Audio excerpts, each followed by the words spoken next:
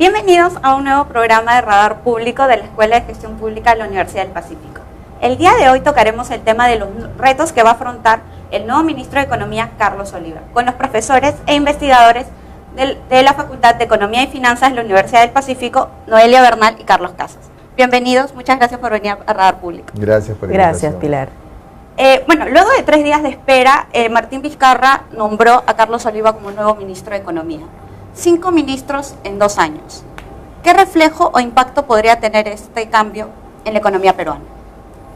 Bueno, creo que esto denota inestabilidad, ¿no? Lo cual es bastante preocupante. Siempre lo que hemos tenido en los últimos 10 años sería como un promedio de 2 años por ministro de Economía, y ahora tenemos 5 ministros en 2 años, ¿no? Exacto. Lo cual genera bastante, creo, incertidumbre y bastante desazón, sobre todo en el sector público, ¿no? Un poco lo que uno puede ver también es que en esa inestabilidad ha generado que el sector público se esté descapitalizando, en el sentido que mucha gente ante la incertidumbre está prefiriendo buscar otras alternativas, ¿no? Con lo cual todo lo que se ha construido trae problemas. Eso desde el punto de vista de la gestión pública, pero creo que también desde el punto de vista de los agentes económicos, esto definitivamente es volver a empezar, ¿no? Pues cuando un nuevo ministro llega hay que volver a empezar, establecer los contactos, explicarle la problemática, y eso hace que se dilaten algunas cosas, y para mí el principal miedo es que afecte las expectativas de los agentes económicos, ¿no? Incluso cuando uno de estos cambios ha sido incluso como un cambio de gobierno, un cambio de presidente. ¿Qué nos podrías decir, Noelia? Bueno, yo coincido con Carlos, no es bueno para nuestro país tener tanta rotación en cuanto al ministro de Economía. En promedio que hemos tenido en este periodo duran más o menos 5 meses, y en 5 meses, como cualquier persona que ingresa a un nuevo trabajo, pues recién te estás adaptando, recién estás conociendo el sector, y el sector de economía es bien complejo, ¿ya? Y de hecho es el sector, digamos, más grande, y naturalmente toda esta rotación no le hace bien, ¿no? Y ahí lo que yo quiero decir es que la impresión que me da es que debilita mucho al Ministerio de Economía como tal, y este ministro ha sido uno de los más fuertes, digamos, a lo largo de los últimos gobiernos, ¿no? Y debería continuar así, porque es el que administra los recursos del Estado. Entonces toda esta rotación realmente le quita fuerza, ¿no? Y en los últimos meses han notado quizá que la presidencia del Consejo de Ministros está liderando las propuestas o medidas económicas que se están llevando en el país. Yo creo que no las está liderando. El liderazgo venía por parte del Ministerio de Economía y Finanzas. Lo que hay es interferencia de la presidencia del Consejo de Ministros, ¿no? En el caso último, el incremento del impuesto selectivo al consumo, una de las medidas de cualquier ministro de Economía es construir reputación y credibilidad. Entonces, si alguien va a dar una medida y la aprueba a todo el gobierno, después no se puede dar marcha atrás, ¿no? Porque eso genera un precedente nefasto, creo yo, porque eso abre la puerta. O sea, el MEFSI lo que se caracteriza, y Noel y yo lo sabemos, es se planta y, digamos, y se aguanta todas las presiones que pueda haber, y la gente se acostumbra y se van dando saltos, así como se va avanzando con las reformas. Pero en este caso, una medida que se da y que tan rápido se quiso dar marcha atrás, creo que generó un problema importante, y ahí es donde el tema político, el ruido político, si uno quiere, las decisiones políticas, la visión política se impuso sobre la decisión técnica, que mal que bien se había tomado ya, y creo que eso te genera cierta desconfianza, ¿no? Que es con lo que está entrando el nuevo ministro, porque básicamente sale el ministro Tuesta porque hay esta oposición, este retroceso. Entonces, la percepción que hay en el mercado es que el nuevo ministro tiene que dar alguna señal clara de que no va a tener ese tipo de interferencia, porque si no se abre la puerta para muchos pedidos, para ya no mostrar esa fortaleza que ha tenido, y el mayor riesgo es que se abra la puerta para el populismo económico, ¿no? Que es quedar bien con todos, y al final quien va a sufrir es la caja fiscal, y la caja fiscal justamente es algo que se quiere mejorar.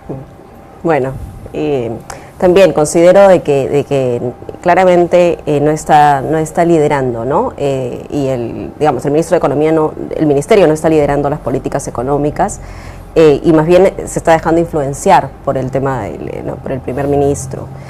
Y ahí eso hay que tener mucho cuidado, como bien lo señala Carlos, y básicamente un poco entender y transmitir aquí a la población, digamos, cuál es la labor del ministro de Economía.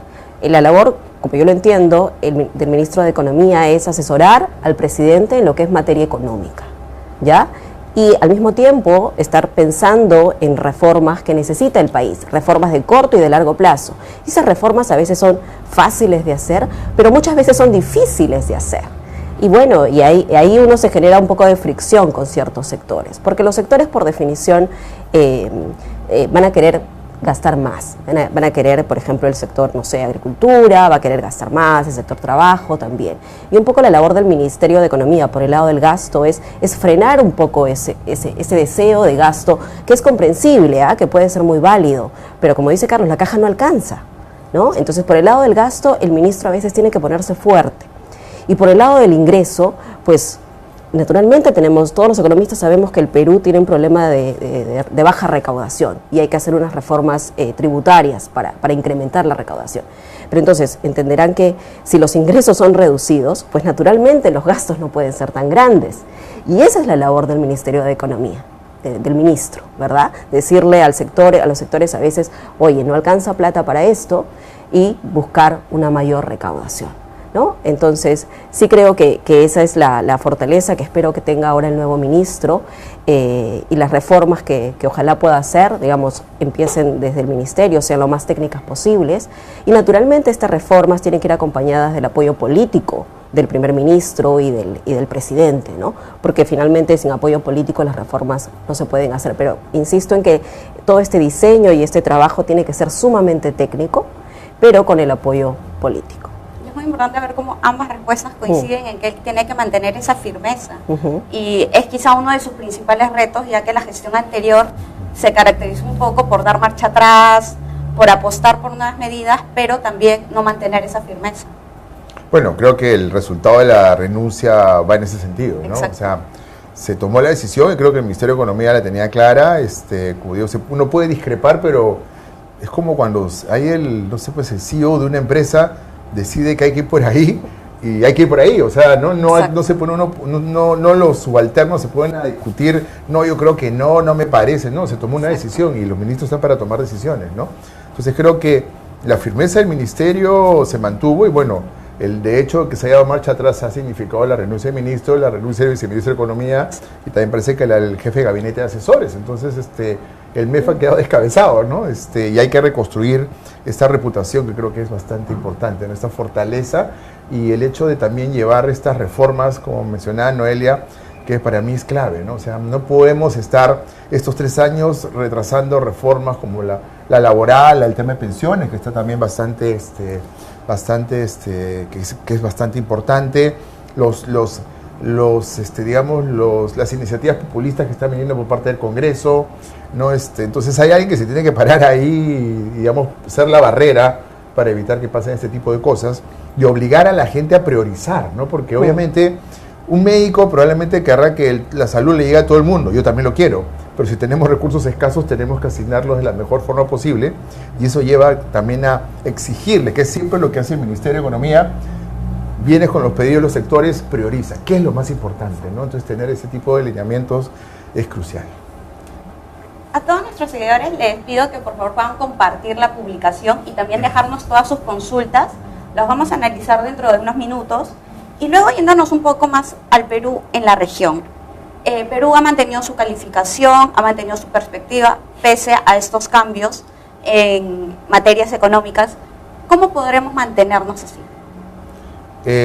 Bueno, que no ocurran ese tipo de cosas, nuevamente, es lo primero que hay que hacer, porque, digamos, esto es como, o sea, nadie ha forzado al gobierno ni nadie lo ha presionado para que cometa estos errores.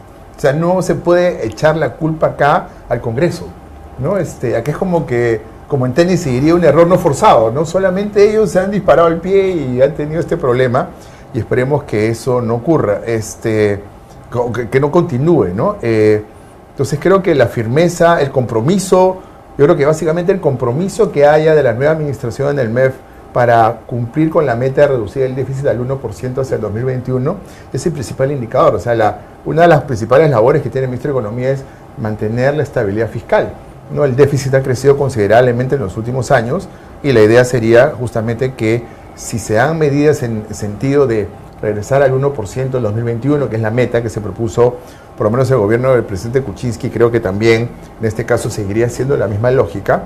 Este es lo más importante, ¿no? Porque eso es lo que le compete al MEF y eso es lo que miran las agencias clasificadoras de riesgo. O sea, ¿qué medidas estás tomando para controlar tu déficit fiscal? ¿Y qué tan importante es tener metas sinceras, no, Noelia?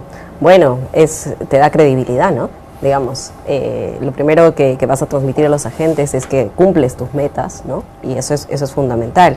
Y ahí, retomando un poco tu pregunta que hacías con respecto a la posición de Perú en la región, es cierto, hasta ahora, digamos, Perú se ha mantenido muy bien en los ratings, no nos han bajado, y eso es uno de los ingredientes principales para esa buena posición es el bajo ratio de endeudamiento que tenemos, ¿no? Con respecto al PBI.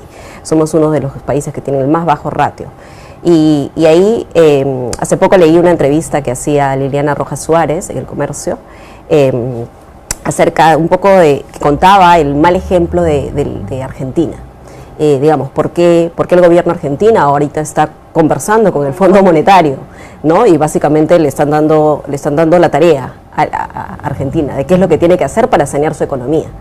Y está en esa situación porque no hizo nada antes, porque a pesar, digamos, de Macri ganó por muy poco, digamos, las elecciones, y Macri sabía perfectamente lo que tenía que hacer, bueno, su equipo económico, se saben muchas veces las reformas que uno como país tiene que hacer, pero lo que falta a veces es decisión de hacerlas.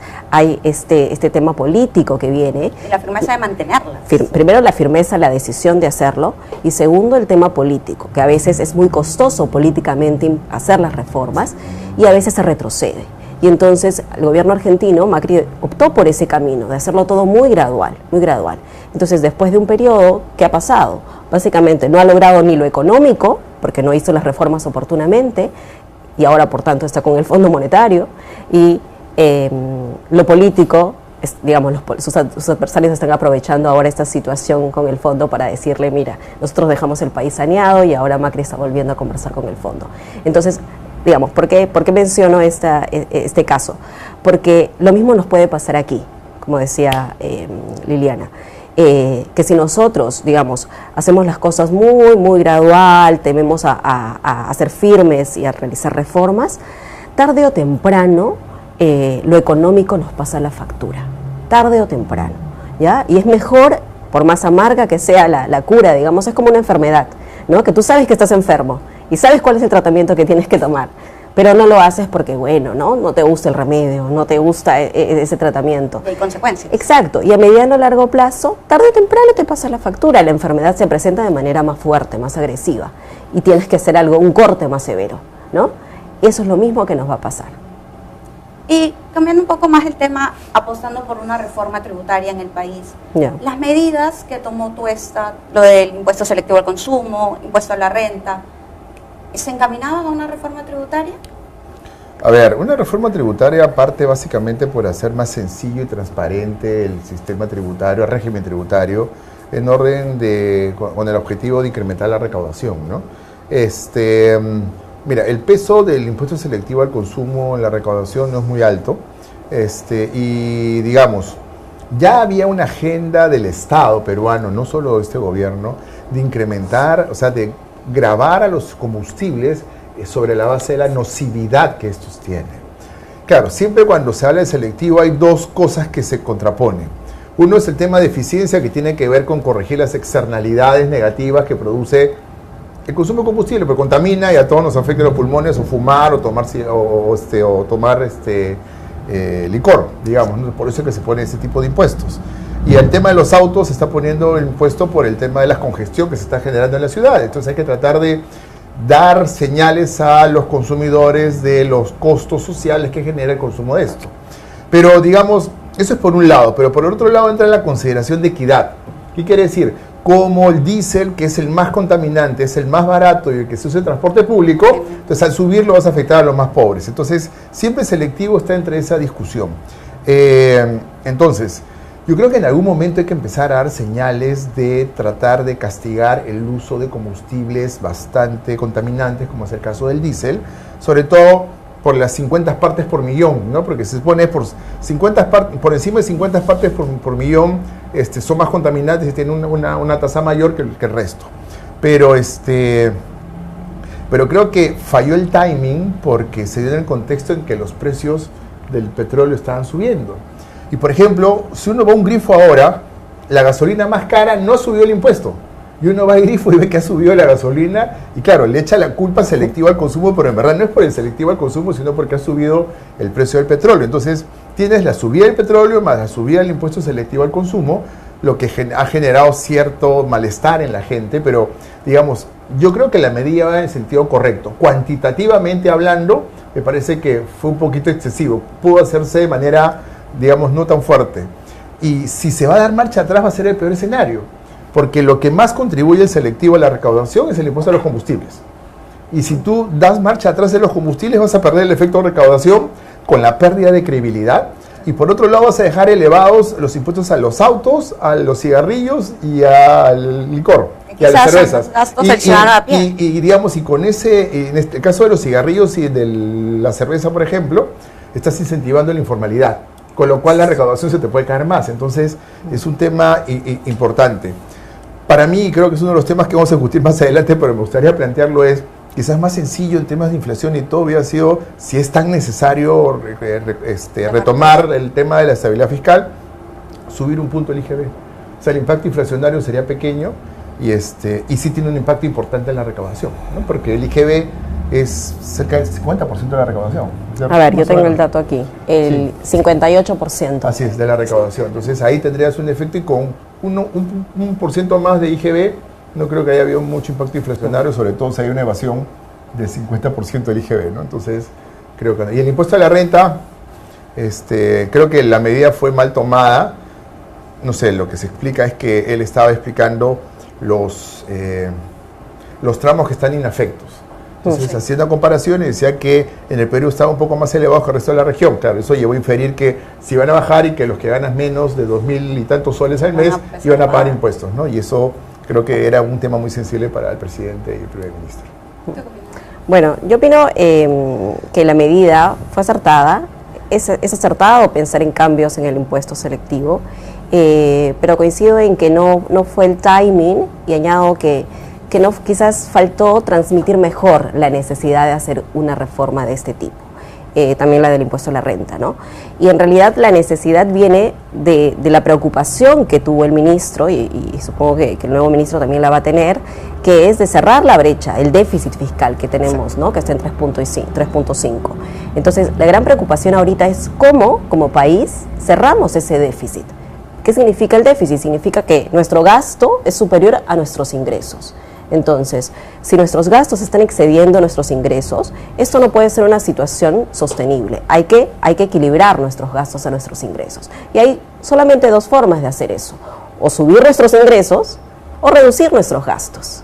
A veces no se quiere ir por el camino de reducción de gastos porque es costoso políticamente. Los sectores no van a estar dispuestos a reducir sus presupuestos. Entonces se va por el lado de los ingresos. ¿Cómo aumento mis ingresos?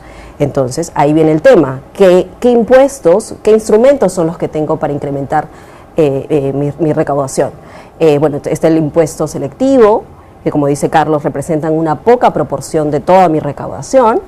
Están los impuestos a los ingresos, es decir, los impuestos a la renta. Y está el IGB, el impuesto al consumo. ¿Cuál de mis instrumentos puedo utilizar? Bueno, eso es justamente, forma parte de pensar en una reforma más integral. Y ahí añado también que espero que, digamos, que todas estas medidas formen parte de un diseño más grande, porque con diseños parciales o con reformas parciales en realidad podemos estar generando mayores distorsiones. Pero si forman parte de un diseño, bueno, entonces se evalúa qué es primero se transmite la necesidad y luego se evalúa el timing correcto para implementar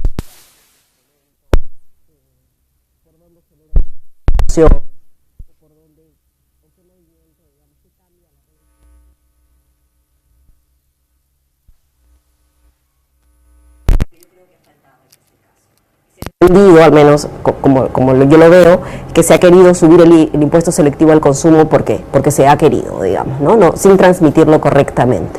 Y eso le ha pasado la factura, digamos, ¿no? al Ejecutivo. También, ¿qué tanto afecta la imagen, ¿no? Que quizá el ministro salga a anunciar sobre los impuestos, luego viene el jefe de gabinete a decir no, fue un malentendido. Exacto, ¿ves? Entonces también ese teléfono malogrado. Y es probable que ni siquiera tampoco el primer ministro o el presidente hayan entendido en el fondo la necesidad de hacer esto.